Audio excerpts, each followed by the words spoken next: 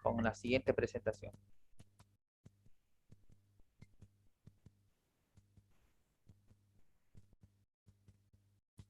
Muy bien. Entonces vamos a hablar sobre semiología cardiovascular. Ya terminamos con esto todo lo que es tórax y empezamos con semiología cardiovascular. Y para hablar de semiología cardiovascular, igual tenemos que tener, ¿no es cierto?, un interrogatorio, hacer una historia clínica de la enfermedad actual, los antecedentes de la enfermedad actual. Y para eso tenemos que tener un buen interrogatorio dirigido de acuerdo a la edad. Entonces, en la edad es importante hablar en la infancia, por ejemplo, patologías que uno puede encontrar en un infante. Ya es que pueden incidir en patologías, generalmente en un infante van a incidir patologías congénitas, como por ejemplo la comunicación interauricular. La tetralogía de Fallot, por ejemplo, es una patología que generalmente no es compatible con la vida. Llega más o menos hasta los 1 año, 2 años. Perdón, permítame un ratito. Sí, hola. Sí, estoy ocupada en clase. Dígame rapidito, por favor.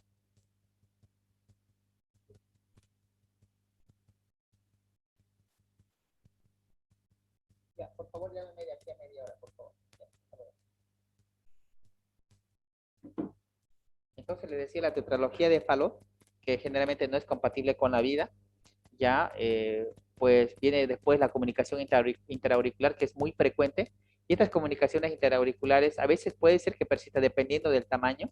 En un principio pueden ser una patología cianótica, ya es una enfermedad congénita cianótica, pero con el transcurso del tiempo, es decir, va 3, 4 años, va cerrando, ¿no? Estas comunicaciones intraauriculares que sí en realidad son frecuentes. Generalmente cuando ves un soplo en el paciente hay que hacerle un ecocardiograma, ¿no? Para ver si el paciente tiene una cardiopatía cianógena o no. Esto es importante eso. Entonces, también en un niño, en un infante, por ejemplo, es poco frecuente ver a un paciente que tenga fiebre reumática, por ejemplo, a los 3 años de edad, como dicen, ¿no? Es muy poco probable. Generalmente este tipo de patología se presenta ya en la edad adolescente, entre los 14 hasta los 20 años, ¿no? Entonces, generalmente viene a ser joven. Mientras mayor vascularización tenga, mayor predisposición tenga a tener enfermedad valvular. Ya generalmente en los niños, entonces no se olviden que hay que pensar en patologías congénitas, comunicaciones interauriculares, interventriculares, persistencia del ductus venoso, por ejemplo, que es una patología que igual se puede dar. Sabemos que, por ejemplo, lo que es el cordón umbilical, que tiene su vena y su arteria, entonces las venas van a ir y van a nutrir al feto a nivel del ducto arterioso. Normalmente cuando ya nace el bebé, este ducto arterioso se tiene que desaparecer, se esboza, se cicatriza, pero hay muchos pacientes, muchas personas que tienen esta persistencia de ductus. Ya, y en los adolescentes, como les decía, pues generalmente pensaron, ¿no? Si es un paciente que tiene, por ejemplo, una enfermedad cardiovascular como una insuficiencia cardíaca, pensar que el origen más frecuente de esta patología viene a ser una fiebre reumática activa, ya con mayores secuelas y que son, por ejemplo, las valvulopatías. Puede ser la que se afecta, la válvula más frecuente afectada, pues es la válvula mitral.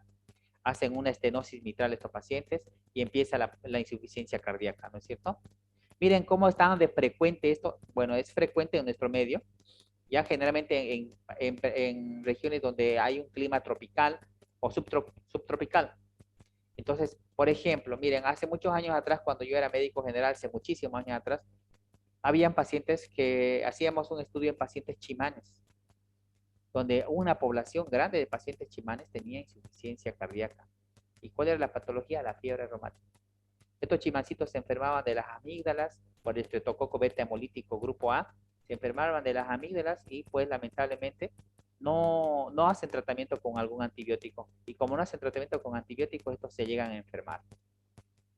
Ya entonces luego hacen la carditis reumática, hacen, miren, nódulos, hacen vegetaciones a nivel de justamente de las válvulas cardíacas y enfermando, ¿no? Y provocando la estenosis mitral. Esto generalmente se ve en pacientes que tienen 14, 16 años. La patología vascular entonces se presenta como una tromboangiitis obliterante. En los adultos, por ejemplo, ya vemos, lógicamente, en principio vemos en los adolescentes la fiebre reumática, que la fiebre reumática, por ejemplo, para el diagnóstico se debe hacer lo que son los criterios de Ben-Jones, ¿no? Hay unos criterios de Ben-Jones que son mayores y menores. Los criterios de Ben-Jones, por ejemplo, mayores está la carditis, por ejemplo. Ya dentro de los criterios menores, por ejemplo, están los nódulos reumáticos, por ejemplo. Ya están los nódulos reumáticos, la artritis migratoria. Entonces, Y ecocardiográficamente vemos, por ejemplo, en una fiebre reumática, vegetaciones. Entonces ahí vemos los criterios mayores. Dentro de los criterios menores, por ejemplo, está la BCG alterada, hay un ácido positivo, hay leucocitosis, hay, por ejemplo, neutrofilia. Entonces, para hacer el diagnóstico de los criterios de Ben-Jones. En los adultos, en cambio, ya vamos a ver la clínica como tal, ya vendría a ser una endocarditis reumática, donde hay lesiones valvulares, que generalmente esto viene pues a partir de los 20, 30 años, ¿ya? Ahora, en personas que vienen de otro tipo de clima subtropical o en personas que vienen en pacientes que, por ejemplo, en parte medio que del altiplano, digamos Cochabamba, Sucre, Tarija, vemos este tipo de pacientes que tienen la cardiopatía chagásica. Esta cardiopatía chagásica en realidad viene a ser por el Trypanosoma cruzi, ¿no es cierto? Cuyo vector es la vinchuca. Esta vinchuca va a hacer el depósito a nivel de la sangre de estos tripanosomas y estos en forma de amastigote se van a ir al corazón y van a provocar pues una patología a nivel de los plexos, ¿no? En este caso del plexo, digamos, coronario o puede ser también a nivel del colon, ¿ya? Entonces en el plexo, digamos, solar. Tiene una afección provocando lógicamente una cardiopatía chagásica o un megacolon, por ejemplo, a nivel del tubo digestivo. Ya entonces se manifiesta generalmente con hipertensión arterial y hay un trastorno de conducción neto en el electrocardiograma. Pues la cardiopatía chagásica se diagnostica, puede ser por el antecedente epidemiológico y se le hace por alguna sintomatología cardíaca o digestiva, se le pide en este caso la IFI, la inmunofluorescencia indirecta, o el HAI, digamos, hemaglutinación indirecta, y estas salen positivas para Chagas, entonces el paciente se hace tratamiento para Chagas. Actualmente hay un tratamiento para Chagas. Los tratamientos para Chagas no son curativos, ya eso tienen que entender una vez de que el paciente adquiera Chagas como tal, el parásito va a quedar para toda la vida. Lo que se hace es disminuir la carga parasitaria. Para eso es el tratamiento. ¿Listo? Entonces, esto entonces como patologías prevalentes en nuestro medio, ya que Bolivia pues es uno de los lugares donde más frecuentemente tenemos Chagas, en estos lugares que les había mencionado. ¿Ya? Y la senectud, que esto sí nos compete a nosotros como región, tenemos pacientes que tienen aterosclerosis, y por ende el paciente va a tener ya antecedentes de hipertensión arterial o infarto de miocardio. Una vez que el paciente tenga esta arteriosclerosis, se hace más frecuente tener accidentes cerebrovasculares, ¿ya? Se hace muy frecuente. ¿Y a qué se debe esto? A nuestro si se puede decir, al tipo de alimentación que estamos acostumbrados acá. Por ejemplo, estamos acostumbrados a comer más alimentación seca, más grasa, frituras, comida chatarra, como si. Entonces, aparte de eso, pues muy pocos hacemos actividad física. Y es bueno a veces estimular, ¿no?, a la gente joven, por ejemplo, como ustedes, a hacer un poco de actividad física, tener esa cultura de actividad física, ya que por medio de esta podemos tener justamente tenemos como una comunidad sana. Que ustedes, por ejemplo, le digan a sus hermanos, a sus madres, a sus papitos, papá, comamos sano, hagamos un poco de ejercicio, vayamos a hacer bicicleta. Ahora pues, ustedes se van a España, a Francia, en esos lugares, en Europa, por ejemplo, donde la idiosincrasia ha cambiado totalmente, esa gente está acostumbrada, por ejemplo, en vez de tomar de Coca-Cola o soda, está acostumbrada a tomar agua, a comer carne de res 2 veces por semana. Entonces, ese tipo de culturas es el que tenemos que tener nosotros para poder justamente tener una mejor salud. Esto ya como prevención de enfermedades, ¿no? Estas enfermedades que actualmente no son infecciosas, ¿no? Pero son lamentablemente cada vez más frecuentes. En cuanto al sexo, hablamos, por ejemplo, de las mujeres. En las mujeres es más frecuente tener la estenosis mitral. Ya generalmente porque dice, ¿no? Anatómicamente el orificio es más pequeño, ¿ya? Normalmente la mujer está protegida de la hipertensión arterial y de todas estas patologías del ACV, de la arteriosclerosis, de la aterosclerosis, está protegida debido a que tiene una carga hormonal que protege esto. Mientras la mujer es, si se puede decir, reproductivamente activa, tiene un ciclo hormonal, la paciente está protegida de estos eventos. Una vez de que la paciente entra en menopausia, entra en climaterio, donde la carga viral hormonal de la mujer está en descenso, pues empieza a nivelarse con el hombre en cuanto a las patologías como hipertensión arterial, embolia, por ejemplo. Es más, se hace, se hace la misma relación, 1-1. En cambio, la persona joven es 3-1. ¿Ya? Más frecuente en la mujer también la comunicación interauricular que les decía, pero esta con el transcurso de los años y dependiendo del diámetro de la comunicación tiende a desaparecer. La patología vascular, por ejemplo, en las mujeres es frecuente ver, por ejemplo, el tema del síndrome de Raynaud o el fenómeno de Raynaud.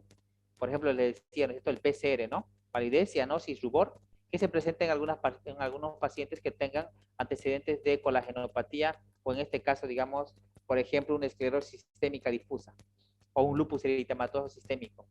La acrocianosis, por ejemplo, y las varices venosas en los miembros inferiores también son frecuentes en las mujeres. ¿A qué se debe esta frecuencia, digamos, de las varices o de las acrocianosis que se pueden ver en algunas mujeres? Cuando vemos, ay, sí, y se van tapando, disculpen que le diga a las jovencitas, a veces se tapan, digamos, sus varices en las piernas. Justamente a que como son mujercitas, pues estas a veces se embarazan y cuando están embarazadas, el feto lamentablemente pues comprime el retorno venoso, no hay un buen retorno venoso. Entonces esto hace de que prematuramente las mujeres tengan tendencia a tener varices. Y lógicamente mucho tiene que incluir ahora el hábito y la herencia genética. Por ejemplo, si mi madre tuvo, por ejemplo, varices, voy a tener una tendencia genética, no al 100%, pero voy a tener, y si no me cuido con la actividad física, pues no voy a poder, digamos, a evitar eso. Discúlpenme un ratito. Sí, Lisen. Sí, para ahora, por favor, para que yo lo vea tempranito mañana. Hasta luego. Entonces, les decía que es más frecuente en las mujeres, ¿no? En los varones, por ejemplo, las cardiopatías aórticas, todo lo que es, por ejemplo, les decía yo de que en la patología reumática hay una estenosis mitral, pero la que más provoca mortalidad en un paciente reumática justamente es la estenosis aórtica, que también se puede ver afectada. Ya la hipertensión arterial, la hipertensión arterial, la arteriosclerosis, perdón, y algunas coronariopatías son más frecuentes en el hombre hasta cierto punto, como le decía. Entonces, en los hombres es más frecuente, un hombre que, por ejemplo, es sedentario, que es fumador, que bebe de vez en cuando, este paciente tiene un riesgo de mayor entre 1 y 10, más frecuente de la persona sana en tener un infarto de miocardio, una coronariopatía. La raza también es otro factor de riesgo. Les decía, los habitantes del altiplano, miren, aunque ustedes no lo crean, ustedes escuchan en las noticias y dicen, no, hay un señor que vive, que tiene 110 años, que vive en tal lugar del altiplano de La Paz. Y es verdad eso. Porque generalmente esa gente que vive, por ejemplo, en una provincia y que no come muy poco, come, por ejemplo, un pollo a la bróster o un charque, muy poco. Entonces ellos comen, por ejemplo, carne de llama, vicuña, etcétera, etcétera, y tienen una dieta más saludable. Esas personas tienen tendencia a vivir más tiempo. ¿Ya? Entonces, los habitantes del altiplano, y en parte por el frío, mucho tiene que ver el frío, ya que el frío, a diferencia de nosotros, por ejemplo, el frío evita, digamos, que haya demasiado catabolismo energético. ¿Qué quiere decir esto? ¿Qué quiero decir? Por ejemplo, nosotros que estamos en el oriente, nuestro catabolismo es más acelerado, ya que, por ejemplo, el sol hace de que nuestras células trabajen más rápido para poder, digamos, hidratarnos, para poder tener la saturación, por ejemplo, para tener la diuresis horaria. En cambio, en el frío no. Por eso es que generalmente a veces las personas del frío tienen un poquito más de tendencia a tener menos enfermedades y poder tener más sobrevida, si se puede decir. ¿Ya? En cambio, estos pacientes, por ejemplo, que ya viven en las ciudades, los mismos que están en el altiplano, que viven en el eje troncal, pues ya pierden ese factor, ya que les gusta comer en Cochabamba, en La Paz, por ejemplo, pollo a la broastre y todo lo demás, pierden ese factor. La ocupación también es importante, el nivel de estrés que uno tiene. Por ejemplo, le decía, los médicos, los militares y los enfermeros, sobre todo ahí, entre comillas, los médicos, ¿ya? Entonces tienen tendencia a tener más estrés. Aunque ustedes crean, yo no lo crean, yo trabajo bajo estrés. Todos los días trabajo bajo estrés. Lamentablemente ustedes se han metido en una profesión que justamente se maneja bajo estrés. Dependiendo de la especialidad que hagan también, ¿no es cierto? Un anestesiólogo, por ejemplo, vive bajo estrés constante. Por eso que los anestesiólogos a veces son, ¿cómo les podría decir? Son tensos, irritantes, justamente porque viven bajo estrés. Que le vaya mal una anestesia y están listos para la papilla. Entonces los enfermeros, por ejemplo, los enfermeros tienen un síndrome, bueno, normalmente el trabajador en salud hace un síndrome que es el síndrome de burnout, ya donde generalmente dice se quema. Ya esto, atendes pacientes y te estresas y ya cuando te das cuenta estás tratando mal a las personas. Y esto pasa, por ejemplo, en enfermería, en cualquier enfermería en emergencias, tienen este síndrome, el síndrome de burnout. Ya se queman los médicos, las enfermeras, el personal de salud se quema. Esto debido, digamos, a que, por ejemplo, hay una demanda excesiva de pacientes y no hay la cantidad suficiente de trabajadores de salud. Esto quiero que entiendan, ¿ya? Para que en algún momento tal vez a ustedes lleguen sus familiares a la emergencia, alguien. Generalmente los pacientes que están en emergencias, o muchas veces dependiendo del nivel de cantidad de pacientes que tengan en algunas salas, tienen este síndrome de burnout, ya que propenden este tipo de trabajo bajo estrés, pues generalmente propensa a la hipertensión arterial y a las coronariopatías coronarias. Entonces, miren, por ejemplo, un paciente que tiene un burnout, yo conozco, bueno, un ejemplo claro les voy a dar. Un paciente que tenía, por ejemplo, un alumno que era un residente, muy bueno el residente, que se paraba leyendo todos los libros que ha habido y por haber, y tomaba, por ejemplo, Rush Energy para no dormir. Este, por ejemplo, era un tipo que era hiperkinético, súper muy bueno ahorita el muchacho, pero agarró el vicio de fumar desde que era residente. Y ahora se tira una cajetilla al día, pero es muy bueno. Entonces este paciente, mire, ya ha hecho hipertensión arterial, ha hecho obesidad porque pues el sedentarismo y ha hecho una cardiopatía coronaria, ya tiene un stent en el corazón y es más joven que yo. Entonces, para que se den cuenta. Y hay algunas profesiones, por ejemplo, administrativas, donde uno está sentado, las secretarias, por ejemplo, algunos que mantienen, por ejemplo, 4 o 6 horas de estar sentados todo el día, estos pacientes tienen tendencia a tener trombosis venosa, ¿ya? La trombosis venosa generalmente se causa por dolor. Entonces, la hipertensión arterial, un factor predisponente importante, ya que puede causar, les decía, necrosis o infarto de miocardio. Ya los desocupados, los jubilados, pues que están mucho tiempo al televisor, tienen también tendencias a hacer trombosis. Bueno, en cuanto a la procedencia, les decía, de los pacientes de zonas altas, por ejemplo, tienen tendencia a tener policitemia vera. Miren aquí, por ejemplo, un paciente normal, un paciente que tiene policitemia vera. Aquí normal, policitemia vera. Generalmente la palma de la mano, un paciente con policitemia vera es más rojo. ¿Ya qué se llama policitemia o eritrocitosis? Cuando el nivel, por ejemplo, de BCG es alto, ¿ya? Y la hemoglobina generalmente tiene tendencia a subirse. Lo normal, por ejemplo, de 12 a 14, por decirlo. En una persona a nuestra altura, en el nivel del mar, por ejemplo, de 12 a 14. En un paciente que está en La Paz debe ser 16, por ejemplo, su nivel de hemoglobina normal hasta 17. Estos pacientes, por ejemplo, que se venga un paseño acá, los primeros 3 meses va a tener una hemoglobina de 16, 17. Pero si continuara después con esas hemoglobinas altas, este paciente tiene una policitemia.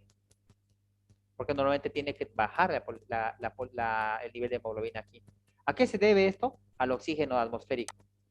Por ejemplo, en La Paz, uno tiene que hacer más esfuerzo para poder captar el oxígeno que está, si se puede decir, más disperso en la altura.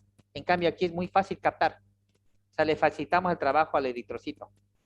Entonces, por eso es que allá, como cuesta trabajo, entonces se reproducen, hay más glóbulos rojos para poder captar la hemoglobina que está dispersa. En cambio, acá menos glóbulos rojos captan igual cantidad. Entonces, a eso se debe la policitemia vera. Los pacientes procedentes de los lugares húmedos tienen tendencia a ser amigdalitis séptica. Esto es lo que decían los chimancitos, por ejemplo. Tienen bastante estreptococo y por ende bastante fiebre reumática. ¿Ya? Causa el reumatismo articular, le decía los criterios de Ben Jones anteriormente, ¿no es cierto? Los pacientes, por ejemplo, oriundos de zonas, por ejemplo, subtropicales, en este caso Sucre, Cochabamba, parte de Tarija, ¿ya? Entonces pueden tener esta patología que es el Chagas, ¿ya? Y un signo patognomónico en la fase aguda, pues viene a ser el signo de Romaña, ¿no? Este es el signo de Romaña, creo que ya les hablé anteriormente. Dentro de los antecedentes patológicos, por ejemplo, en la niñez, las amigdalitis a repetición, les decía, pues la fiebre reumática lame las articulaciones, pero muerde el corazón y el paciente generalmente llega a fallecer por insuficiencia cardíaca. Si el paciente tiene antecedentes de signo de Romaña, por ejemplo, para ver si ha hecho el paciente una miocardiopatía chagásica, ¿ya? Y otro tipo importante, ¿no? Si el paciente, por ejemplo, tiene antecedentes, un paciente ya mayor, tiene antecedentes de diabetes o hipercolesterolemia de familia. ¿Qué pasa? ¿Por qué esto?